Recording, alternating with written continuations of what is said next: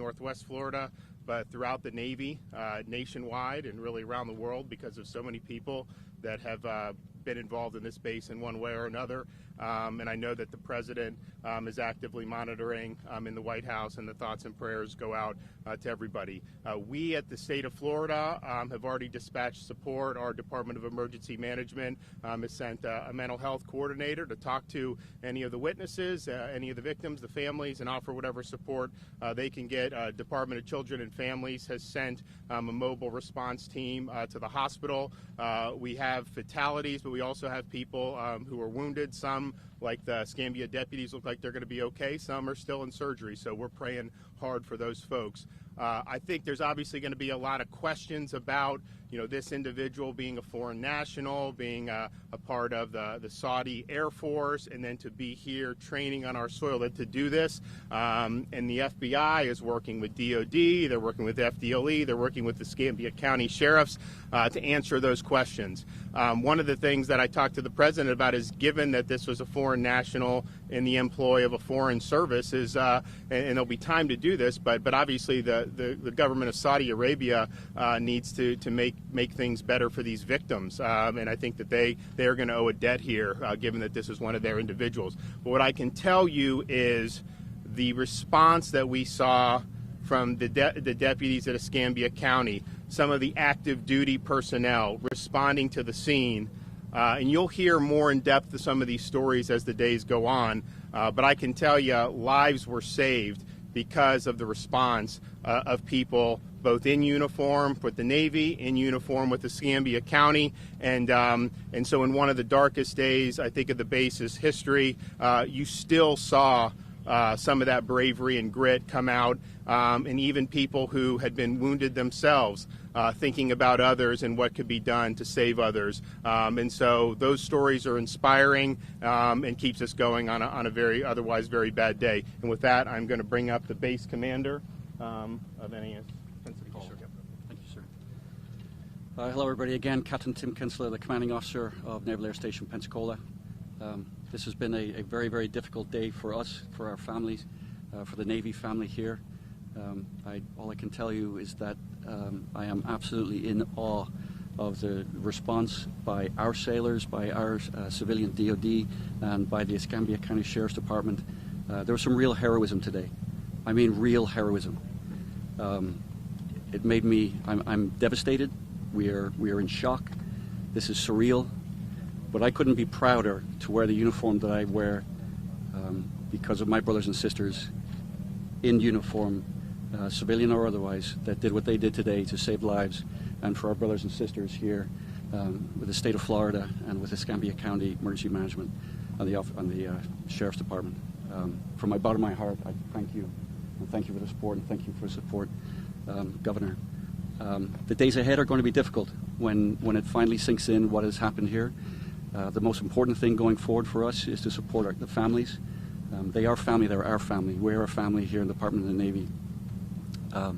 So that's where most of our efforts will be going through, to supporting those families and the people that have been affected by this terrible tragedy. With that, I'll throw back to you, sir. Sheriff. Thank you, everyone. We thank you for all the prayers for the Escambia County officers and, of course, for the injured Navy personnel. As the governor has said, and Captain Kinsella, while a dark day, folks, this shows who we are. This shows the best of who we are. In that one of us needs help, everybody responds. I will tell you this morning, I've been more than impressed by the Federal Bureau of Investigation and the U.S. Attorney's Office and all of those folks that when the call went out, you didn't need to look behind you who was following you through that door, because you knew they were all standing behind you and they were there together. And so we're in a recovery mode right now. This is going to be a lengthy investigation. Do not expect quick answers. There's going to be some parts of this investigation not only that we're a part of with the FBI and the ATF and the state authorities that you may never have access to, just because of the fact of, again, the nature of the case and who we're dealing with. That will be extremely frustrating for you. This is something I'd talk about in your government and your elected officials today that no one speaks of, and that's called trust. You're going to have to trust us. We're going to tell you what you need to know to keep our communities and our state and our nation safe. And I want to also assure you that from the men and women of the Escambia County Sheriff's Office who are more than proud to serve every day, that you will hear the truth from us as best we can tell you. Pray for the Navy personnel. There are grieving mothers and fathers today who will never recover from this day. And if you don't believe me, let me give you a David Morgan test. In 2 weeks' time, remember the names of who was wounded and killed here today. And you won't. You won't.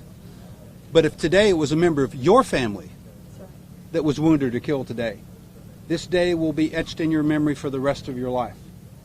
That's what the families of the Navy personnel are dealing with today. They need your prayers, they need your comfort. And that's why this morning I asked for your assistance in helping us deal with this case. We're going to get there. Give us a little bit of time and we'll provide all of the answers that we can for you. You can be proud of your community. You can be proud of your Navy. Thank God for the United States of America. Right. Thank you. Mayor. Thank you. Governor, thank you so much for being here and as a part of that. And I just want to say out to all of our Escambia County residents, City of Pensacola, how grateful we are that you're here. We've certainly gotten calls from our congressmen, our senators, and even the White House, and certainly they have expressed anything that they can do for our community, they are willing to do, and so we very much appreciate that.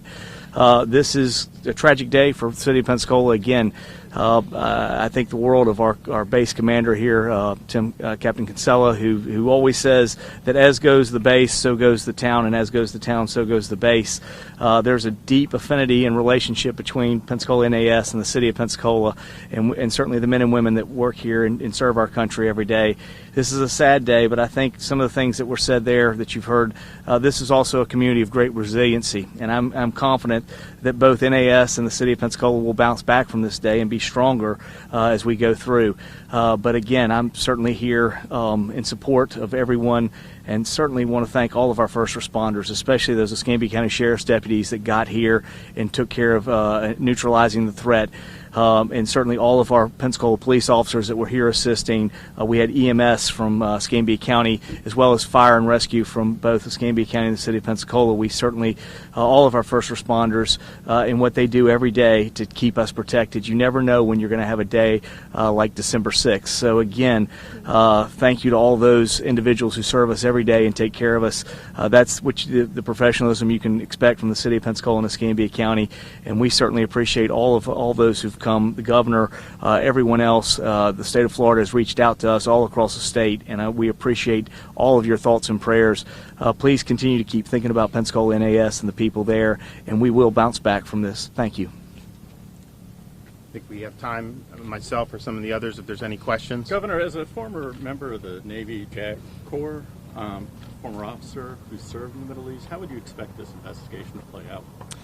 Well, I think the FBI is probably going to brief you guys in due time, and I think they're leading for it. But obviously, when you have a foreign national involved, particularly in that part of the world, the investigation is obviously going to be different than if it were just somebody from a local community, and I think you'll see that as things go on. Governor or Captain Kinsella, can you maybe help people understand the background nature of what this training program is? Why someone from Saudi Arabia was training here? Yeah, I'll let the captain, if he wants to weigh in on that. We have a international training syllabus. We have students from several different countries that come here. They learn aviation. They become naval aviators while they're here. It's something that we've been doing for quite a while, and it's with our partner nations. It's important that cross-pollination, cross-training that we do with our allies is something that we've done for a long time. I mean, in World War II, we had Royal Air Force folks that were training here. There's always been international students training here because it's a good place to train and it's a good quality training. How many students do you have, international students? I can't speak to the exact number of international students. Roughly? A couple of hundred. What was he training to do, sir? Say again? What was he training to do? He was just in the aviation pipeline, so we'll just say he was training in aviation. And at the time of the shooting, the suspect was a member of the Saudi Arabian Air Force? I don't want to get into that. That's up to the FBI to complete their investigation to see exactly. It would be speculation on my part to say. How far was he in the pipeline? Again, I'm not going to speak to where he was in the pipeline or his exact training right now. I'll leave that. Was he authorized to have a gun on base? Weapons are not authorized on base. You can't bring a weapon on base unless you're. Can you talk a bit about the security measures? I think that is one of the biggest questions. What types of measures are in place to keep something like this from happening? Yeah, that's something that's difficult for me to speak here because our security measures, well, we keep them to ourselves for a reason. If I talk to you about our security measures, but I will say that we practice to this. This is part of our training. Our Master at Arms and our civilian DoD, along with Escambia County and Sheriff's Department and with Pensacola Police Department, we train to active shooter scenarios regularly. We just did one recently. So this is, we never expect it, but we train for it, and we remain ever vigilant for it. Do you expect there's going to be more changes to Again, I'm not going to speculate. Sure. How are you confident that he was acting alone? I'm not going to speculate on the particulars of the investigation or exactly what happened. Captain, can you talk about the? Yeah, thank you very much. I appreciate it. Thank you, everybody. Sheriff Morgan, I wanted to talk about the heroism of your deputies. How their training prepared them, and the quality of their character. They rushed in when a lot of people would not do so, and risked their lives for that. I thought you'd like a chance to talk about them. I appreciate that. We've been to the hospital, of course, to see the officers and their families. And to kind of reinforce what Captain Kinsella just said, we do active shooter training. It's both on-site training and also computer simulations that we train with the DoD police and the Master at Arms program in the Navy. And so this was an actual example of where all that training comes into being. How do we react to this, and how do we coordinate and communicate with each other? And so, unfortunately, that training was put to the test today. I'll tell you, it's hard to speak to that without tearing up. I could not be prouder of the men and women of the Escambia County Sheriff's Office. They ran to the fight, not from the fight. And even though they knew there was an active shooter, and again, the chances of putting your life in danger are great, guess where they went? They went inside. So let me tell you, the best of our community was on scene today, and that's why it turned out the way it did. Sheriff, as time has gone on, you've learned more about what happened. Can you walk us through what happened today, please? Well, just very briefly, we have a precinct not too far off the base. Thank God the call came in. We had officers that were available. It was about a 3 to 5 minute response. The call came in at 10 minutes to 7 this morning. I won't get into a lot of specifics on that because of the FBI investigation, and let me explain why we don't do that, folks. There's a whole lot of witnesses out there that are listening to these programs, that are on social media texting each other. The worst thing in law enforcement that can happen to you is for me to get a second, third, and fourth-hand story from an eyewitness, from someone who was there, who has a clear understanding of what occurred this morning, but now they're reading all the texts that they've sent people and people have sent back to them and what they see on the television tonight. And so that memory, which is very distinct right now, becomes clouded. And now we've begun to tell a blended story. It wasn't really what I observed, it's what you observed and I observed, and now we've shared it with 10 other people. So we want to be very careful with that.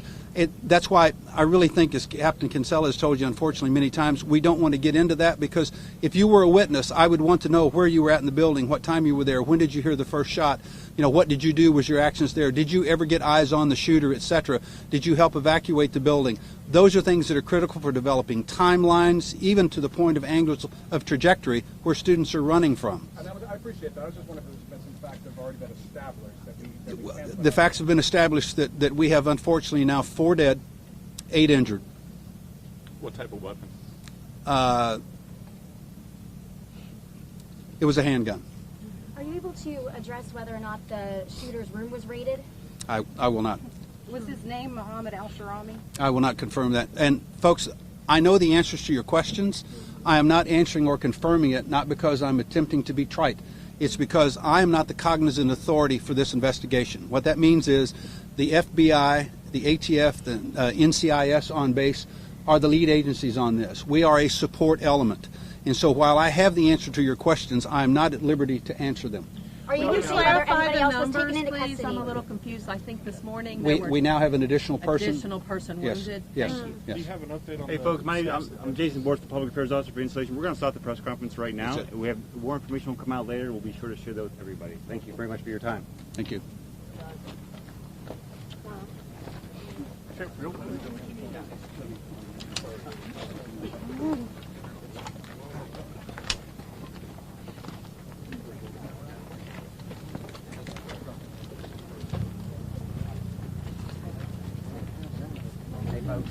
Hey, how are you?